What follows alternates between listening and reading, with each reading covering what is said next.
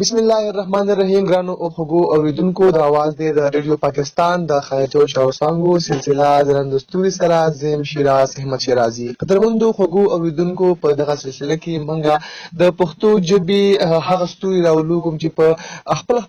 فیلډ کې د پښتو خدمت کوي، د پښتنو خدمت کوي، بیا د پښتو د پرمختګ لپاره هلې ځلې کوي. کاغه سندرغاړي دي، کاغه لوبغاړي دي، کاغه صحافیان دي، کاغه انکران دي، کاغه د ژوند د نورو شعبو سره خلک دی. هغوی موږ تاسو په وړاندې راولو، د هغوی ژوند، د هغوی فن، د هغوی شخصیت، بیا د هغوی تعلیمي بیک ګراوند په اړه موږ تاسو سره خبرې اترې کوو، تاسو سره موږ هغوی معرفي کوو. نو په نننۍ سلسله کې راسره هم د پښتو ژبې یو ډېره ښه انکره، کوم چې زموږ د ټولو فخر دی، کوم چې زموږ ویاړ دی، او هغه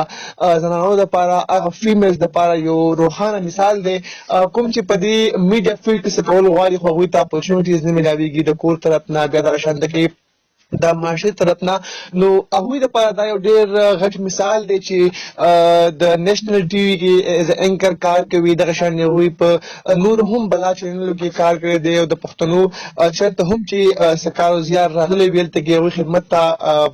چمتو ولاړه وي. زما مراد د هما خان ما سره پروګرام کې موجود دی. هغوی سره به د هغوی ژوند، د هغوی فن، د هغوی تعلیمي سفر، بیا صحافت چې کوم کېر دی په هغې په اړه به هغوی سره خبرې اترې کوو. السلام علیکم هما. وعلیکم السلام. ما ډېر زیاته مننه چې موږ له ټایم راکړو، ریډیو پاکستان له ټایم راکړو. ټول نه اول به سټارټ اخلم ستاسو چې کوم ایجوکیشن بیک ګراوند دی هغې نه. دا ته ووایي چې کوم بنیادي تعلیم دی هغه د کوم ځای نه حاصل کړی دی، او ستاسو تعلق چې کوم دی هغه د کومې سیمې سره دی؟ ډیره مننه شیراز، تاسو چې تاسو خپل پروګرام کې چې دی زه نن انوایټ کوم او ماله موقع راکړه چې زه د خپل زړه خبرې وکړم، یا زه د خپل باره کې تاسو سره چې دی خپل معلومات شیر کړم. نو زما کوالیفیکیشن چې دی بیسیکلی ما بی ایس ماس کمیونیکیشن کړی دی، او ما د سکول آغاز چې کوم ځای نه کړی، نو هغه یو ډېر معمولي شانتي سکول و، یعنې تاسو نشئ ویلی چې ډېر های فای سکول و. د هغې نه بعد چې دی په مزه ما خپل ایجوکیشن چې دی کمپلیټ کو. بیسیکلی زما تعلق چې دی پېښور سیمې سره دی. هما دا ته ووایي چې د پېښور سیمې نه سرخا اسلام آباد ته راتل، دلته کې بیا په یونیورسټۍ کې داخله اخیستل، بیا هغې نه پس په صحافتي دغه میدان کې هلې ځلې کول، یقیني خبره ده چې ډېر ګران کار دی، بیا سپیشلي پښتني پیغله لپاره. نو دغه هر څه یې څنګه مینج کړي دي؟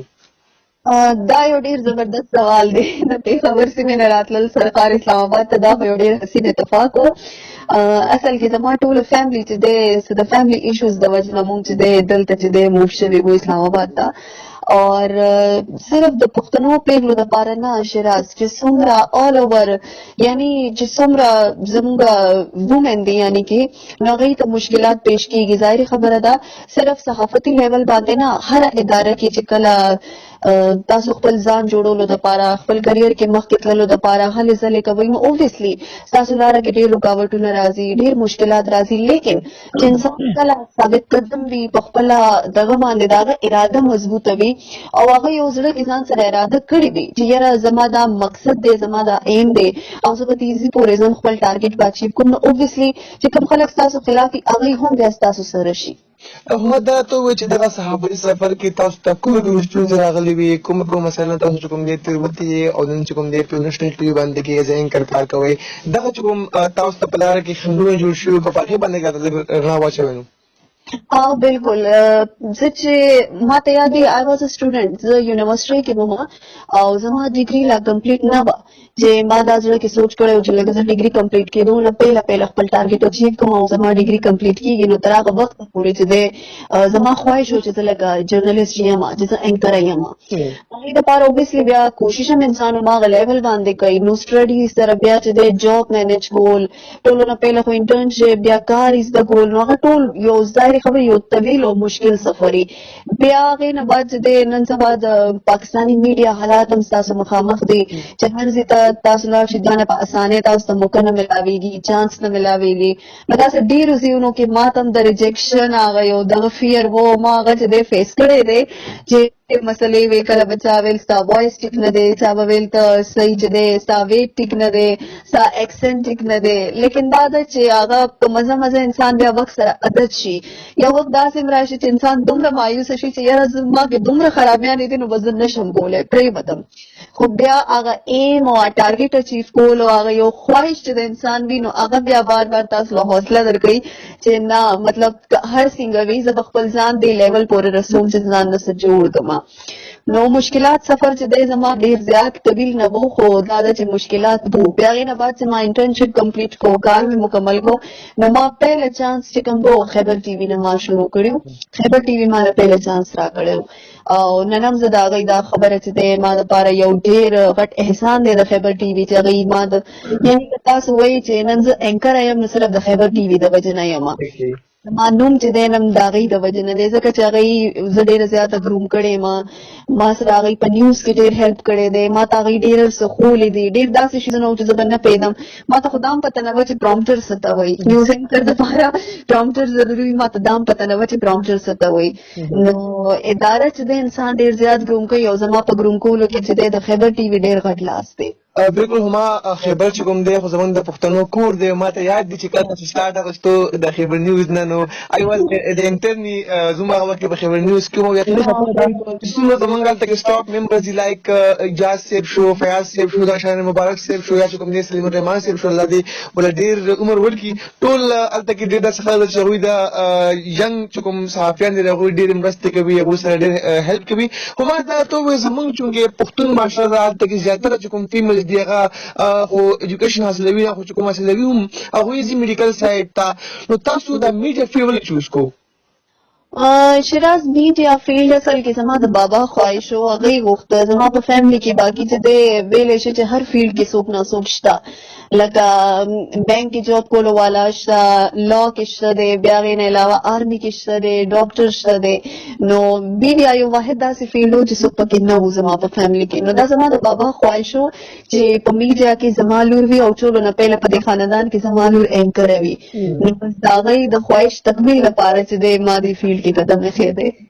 خو تاسو چونکې په خپلو خبرو کې ووایي که نه چې تاسو سټارټ د خیبر ټلویزیون نه اخیستی پښتو چینل و بیا د هغې نه بعد تاسو لاړئ نیشنل میډیا ته کوم چې د اردو چینل دی نن سبا هغې کې د اینکر کار کوئ. یقیني خبره ده چې موږ پښتانه چې کوم دی هغه څوک ایکسپټ کوي نه. زموږ کې ډېر زیات فلاز وي زیاتره موږ ته وایي چې تاسو ایکسنټ چې کوم دی هغه د پښتو دی تاسو چې کوم بډ لینګویج دی هغه د اینکر نه دی. نو تاسو چې دغه هلته کې لاړئ تاسو اډیشن ورک و هغه وخت ستاسو څنګه فیلینګ و چې په دغه چینل کې ایز اینکر سلیکټ شوئ؟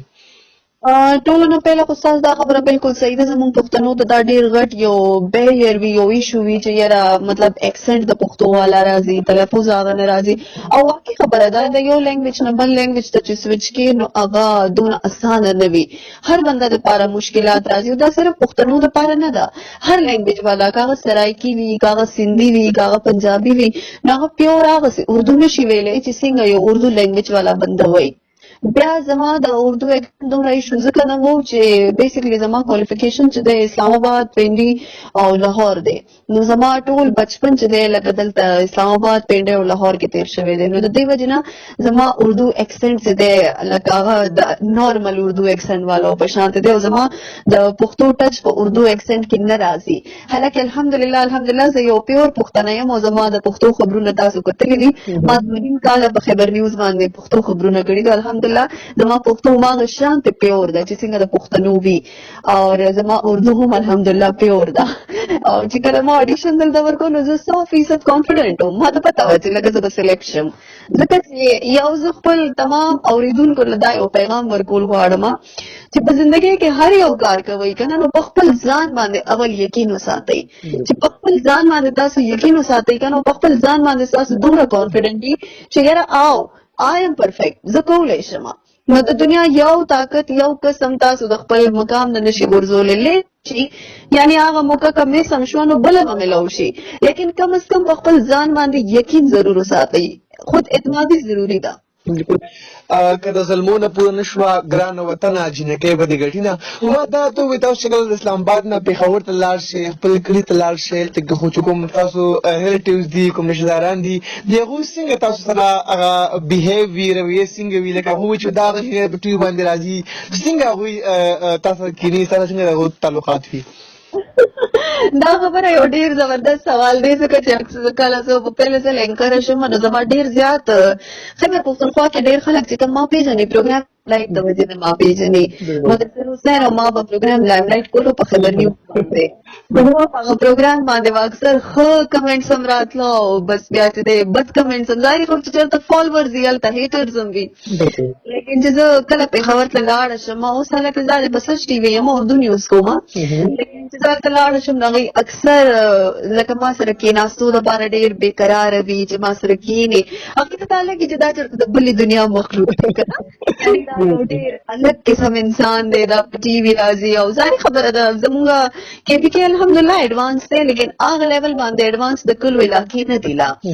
هغوی ته دا لګي چې دا یو پته نه شو د بلې دنیا مخلوق دی چېرته ایلین دی یا پته نه شو دا به څنګه خبرې کوي دا به څه وایي د دې ناسته پاسته به څنګه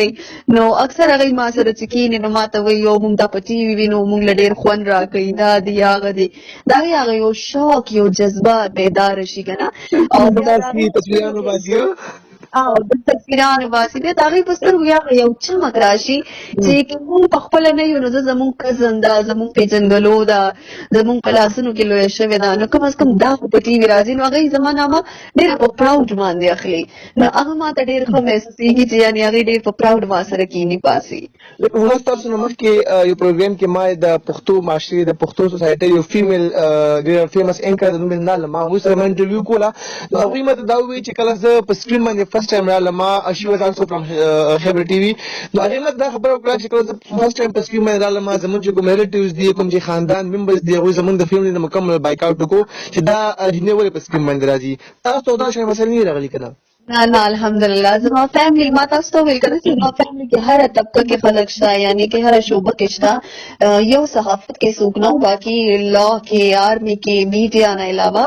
میډیکل کې نو زما فیملی ویل ایجوکیټډ فیملی دا الحمدلله الحمدلله ما تاسو ته ویل کنه زما د بابا خواهش و چې زه اینکر شم نو زما ټول فیملی ډېر زیات سپورټ کړی په دې خبره او ډېر په پراوډ باندې زما نوم ولي چې بھائی دا زموږ د فیملی حصه ده او دا اینکره ده د دې یو نیم دی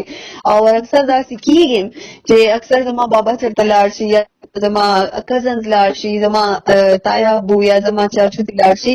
نو هغوی نه زما نوم چې هغوی تپوس وکړي یا خلک ورته وایي دا د هغې چاچو دی یا بابا دی نو کافي زما فیملی پراوډ فیل کوي چې بھائی دا الحمدلله زموږ لور خور ده خو ما د فلم نه هټ کې په دغه اوسه پورې ستاسو چې کوم کامیاب سفر روان دی په صحافت دغه میدان کې هغه کوم شخصیات دي چې کوم تاسو سپورټ کړی تاسو مرسته کړې ده تاسو په هر مقام باندې په هر ډګر باندې تاسو سپورټ کړی دی هغه یو چند څو کسان نومونه ما ته ووایي چې هغوی د وجې هما نن په دې مقام باندې ده ټوله نه پهله خو زما بابا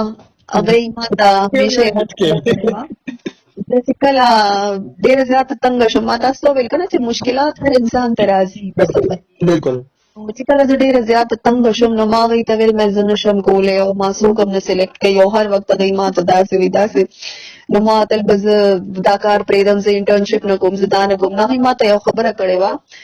وایي کامیاب بنو ان لوگوں کے لیے جو تمہیں ناکام دیکھنا چاہتے بلکل نو د خپل بابا د دې خبرې د وجې نه او هغوی ما ته ویل زما یقین دی چې تا ته به موقع ملاویږي او ته به یو ورځ یو سینیر او یو زبردست قسم اینکره جوړېږي نو د هغوی د دې خبرې د وجې نه ما کې دومره همت او الحمدلله دومره باور رالو چې ما بیا ویل چې اوس هر څه وشي زه به نه پرېږدم دا کار او دا فیلډ زما بابا زما ډېر سپورټ کړی دی بیا هغې نه بعد چې دی په فیلډ کې چې دی زمونږ خیبر ټي وي کې کنټرولر نیوز دی مبارک سر مبارک علي هغوی زما ډېر سپورټ کړی دی نن هم ما ته هغوی یاد دی او اوس هم چې زه چېرته مشکل کې ګیره شم نو زه پهله فون هغوی ته کوم چې مبارک سر دا ایشو دی څه چل وکړم نو هغه ما ته فورن وایس میسیج یا چې هر څه هغوی نه څه کېږي هغوی کوي بیا هغې نه بعد مدثر حسین زما کو هوسټ هم و پروګرام کې ما سره کو اینکر و نو هغه زما کافي سپورټ کړی دی تحسین زما ډېر ښه دوست و اعجاز یوسفزۍ زما ډېر زبردست ښه کولیګ و زموږ ډېر ښه لکه سینیر بنده و هغوی ما سره ډېر سپورټ کړی دی او بیا د سچ ټي وي ته چې زه راغلم دلته ډېر ښه سټاف ما ته ملو شوی دی ارسلان اعتزاز او احسان کاشف زما ډېر ښه ملګری دی ټولو زما ډېر ښه سپورټ ما ته الحمدلله په فیلډ کې ډېر ښه خلک ملو شوي دی اکثر موږ ګورو چې کوم سینیرز وي هغوی د جونیئر سپورټ نه کوي سپیشلی میډیا فیلډ کې هغوی چې کوم اپورچونیټیز جونیئر ته پرووایډ کېږي نو هغه هم مطلب هغوی غواړي چې د جونیئرز مخې ته ترقي ونه کړي. تاسو ته هم داسې مسایل راغلي دي د سینیئر طرف نه؟ خبره بالکل صحیح ده لیکن الحمدلله ما ته چې دی ډېر ښه سینیرز ملو شوي دي زما دلته په سچ ټي وي کې هم ډېر ښه سینیرز دي چې چېرته اکثر ما د ضرورت پېښ شي یا ظاهري خبره ده صحافت یو داسې شعبه ده چې انسان دی کې 100% مکمل هم ویل ایجوکیټډ شي هم هغه نه څه ناڅه کمې پاتې شي نو هغه مکمل بیسټ نشي ورکولی نو اکثر زه ګیره شم چېرته څه داسې ځای کې چې زه نه پوهېږم نو هغوی ما ته وایي ما سره کښېني ما ته باقاعده لیکل ښیي ما ته باقاعده کوېسچنینګ ښیي ما باقاعده په هغه ایشو باندې چې دی پوره ګایډ کړي نو ما ته ډېر ښه سینیر ملو شوي زما ډېر ښه سټاف دی الحمدلله. ما دا ته ووایي چې د اینکرینګ نه علاوه تاسو نور څه کارونه کوئ کوم کوم کار شروع سره کوئ او هوبز مو څه دي؟ اینکرینګ نه علاوه چې دی زما بک ریډینګ ډېر خوښ دي زه ناولز پړاوم اردو ناولز زما تاسو ما تپوس کړ ستاسو د اردو اکسنټ نه د اردو اکسنټ لپاره زما ناولز پړاول ډېر خوښي زه اکثر ناول پړاوم زما فیوریټ ناول خدا او محبت دی ما ډېر پسند کړی دا هغې نه علاوه چې دی کوکینګ کوم کله کله په کور کې چې فری شمه او زما چې دی دا ده چې کله کله که ډېر کم ټایم ملو شي نو چېرته مووي وغیره وګورم کینې ډېر په شوق نه کور والاو له ټایم ورکول ځکه چې تاسو ته پته زموږ روټین د صحافیانو روټین اکثر ټف وي کله مارننګ کله ایوننګ کله میډ نو مشکل سره ټایم ملاویږي لیکن چې کوم ټایم ماته ملو شي نو زه بیا فیملي له ټایم ورکوم. تاسو د کوکینګ خبره وکړه نو کوکینګ کې څه پخولی شئ څه چې کوم دي هغه په شوق باندې خورئ؟ کوکینګ کې تقریبا هر څه پخولی شم بس یې بریاني رانه انډا او فرایز نه علاوه زه هر څه پخولی شم ما نه صرف بریاني کچه پاتې شي بس بریاني په خون نه راځي او خوښ مو څه دي خوراک کې؟ بس چې زما سبزیانې سبزي زما په شوق خوښه ده. صحیح صحیح گوشت خور نه یې؟ نه نه نه تاسو ته د کله موږ د سکرین خلک چې دی خپل ځان مینټین ساتو نو دا یو مسله درپېښ شي. هما اوس به راشو لږ د فیمیل سایډ ته زمونږ چې کوم سپیشلي پښتون معاشره کې فیمیلز دي هغوی ته په ایجوکیشن حاصلولو کې ډېر زیاتې ستونزې راځي ډېر زیات مسایل هغوی ته راځي نو تاسو په دې باندې کوم نظر لرئ چې دغه فیمیل چې کوم دي هغه ایجوکیشن ته څنګه سړی راویستلی شي یا یو فیمیل اینکر چې کوم ده هغه دغه د فیمیل ایجوکیشن دپاره د وومن امپاورمنټ دپاره څه کردار چې کوم دی هغه لوبولی شي؟ ګورئ یو ډېر ما یو ځای کې یو ډېر ښه لفظ یو लाइन पढ़ा करो यो कोट हो ना कि लिखा हो अगर एक मर्द अनपढ़ रह जाए तो वो मर्द ही अनपढ़ रह गया लेकिन अगर एक औरत अनपढ़ रह गई तो समझे कि पूरी नस्ल अनपढ़ रह गई है. बिल्कुल نو زه دې خبر باندې ډېر زیات چې څومره زما پښتانه وروڼه خویندې دي اورېدونکي دي مور پلار دي هغوی ته زما دا درخواست دی چې په خپل اولاد باندې یقین وساتئ ټولو نه غټه خبره ده چې په هغوی باندې یقین وساتئ هغوی له اجازت ورکړئ چې هغوی سبق ووایي د هغوی هم خواهشات دي هر بنده د خپلې زندګۍ لپاره څه نه څه خواهشات ارمانونه زړه کې سوچ کړي او تعلیم نه بغیر یو ارمان هم پوره کېدل مشکله دی چې انسان کله تعلیم وکړي نو هغه خود مختار شي تعلیم صرف دې دپاره نه دی چې هغه تعلیم وکړي نو هغه آزاد شي یا هغه چې دی ستاسو د سوسایټۍ نه بیل شي دې دپاره نه دی دې دپاره هم دی چې هغه د معاشرې حقیقت او هغه دروغ رښتیا معلومه شي نو د هغې دپاره ضروري ده چې مور پلار سپیشلي وروڼه اکثر ما لیدلي دي چې د خویندو په تعلیمونو کې وروڼه ټولو نه غټ رکاوټ دي وروڼو ته پکار دي چې هغوی خپلې خویندې سپورټ کړي په خپله یې بوځي کالج ته یې بوځي یونیورسټۍ ته یې بوځي په خپله یې بوځي په خپله یې راولي او په خپله ورسره سپورټ کوي چې په خپله ورسره سپورټ کوي زه نه منم چې کله هم په دې کې څه حرج شته دی تعلیم د انسان بنیادي حق دی بیا زموږ گورنمنټ له حکومت له چې دی ټولو نه زیات ضروري دي چې هغوی په دې خبره کې هم کردار ادا کړي کې پي کې د تعلیم ډېر فقدان دی هغوی له پکار دي چې په هره علاقه کې په هره سوسایټۍ کې سکول کالجز یونیورسټیز عام کې دا چې کوم خلک غریبانان دي هغوی نشي افورډ کولی د یونیورسټۍ فیسونه د کالج فیسونه د سکول فیسونه نو هغوی دپاره پکار دي چې ګورنمنټ څه سکالرشپ دغه راوړي منصوبې راوړي سکالرشپ نه علاوه هغوی له پکار دي چې کم از کم دا نه وکړي چې 50% فیس ورته معاف کړي چې هغوی د خپل تعلیم حاصلولو کې کمې ورته مشکلات نه راځي د دې نه علاوه سنا صدا سے هنر دی ورته په سکول کې خي چې هغه دا هنر په ذریعہ باندې خپل فیس افورد کولی شي او ځان له سنا سره جوړ کی کم از کم خپل طالب مکمل کی. کومه لکه بلکېږي چې یو انسان چې کوم دی یا یو ځوان چې کوم دی خو دا غواړي چې زما ښځه چې کوم دا غیر تعلیم یافته وي خو زما خور چې کوم دا غیر تعلیم یافته نه وي که نه دا د میل چې کوم دغه مینټلیټي ده دغه مینټلیټي موږ څنګه به چینج کوو موږ څه کولی شي دغه مینټلیټي د ځوانانو چینج شي چې هغوی ایجوکیشن د خپلې خویندې پرېږدي هغوی ایجوکیشن د خپل وروڼه پرېږدي خپل چې کوم نور د فیمیلز دي هغه ایجوکیشن ته پرېږدي. راز چې څنګه ما تاسو ویل کنه چې ټولو نه غټ رکاوټ درونو د وجې نه وي د خویندو په تعلیمونو کې چې یو ورور خپله خور تعلیم ته نه پرېږدي نو هغه بیا ته امید څنګه کوي چې بی زما وایف دې ویل ایجوکیټډ دی کیدای شي د هغه وایف هم داسې د بل چا خور یو د هغه ورور هم په دې خبره کې رکاوټ اچوي چې یاره زما خور دې سبق نه وایي. دې دپاره ضروري ده چې څنګه فیمیلز ایجوکیشن ضروري دی که نه داسې د میل ایجوکیشن هم ضروري دی یعنې کې مور پلار له پکار دی چې هغه خپل لور او زوی کې فرق پرېږدي یعنی کہ اگر دا نه وای چې زما لور څه نشي کولی صرف زما زوی څه کولی شي په خپل زوی باندې د ایکسټرا توجه نه ورکوي که هغوی توجه ورکوي نو خپل زوی باندې د دې لپاره توجه ورکړي ورته دا وایي چې بچې صرف څنګه ته داسې زما لور هم ده ځکه چې الله پاک دواړه برابر پیدا کړي دي الله پاک لورم پیدا کړی الله پاک زویم پیدا کړی دی او بیا دا خو زما د نبی فرمان دی چې بی لور رحمت ده چې هغه لور رحمت را لېږلې ده نو موږ بیا هغه رحمت نه زحمت ولې جوړو. بالکل هما دا ته وایي ځکه تاسو نه تاسو خپل په خبرو کومه وایي چې صحافت ډېره ګرانه شعبه ده پرخار وادي ده ډک شوه د غرونو نه د کانټو نه ډکه لار ده تاسو ته کله په دغه سفر کې داسې محسوس شوي وه چې بس هما چې کوم دی هغه اوس دا فیلډ پرېږدي هغه ډېر زیاته ډسټرکټ شوې ده د خلکو د رویې نه د آفس کلیګ د رویې نه دغه وخت تاسو باندې کله راغلی و؟ چې کله زه دې فیلډ کې رالم او ما دې فیلډ کې قدم کېښود نو ګورې هره دنیا چې دی که نه د هرې شعبې دنیا بدلی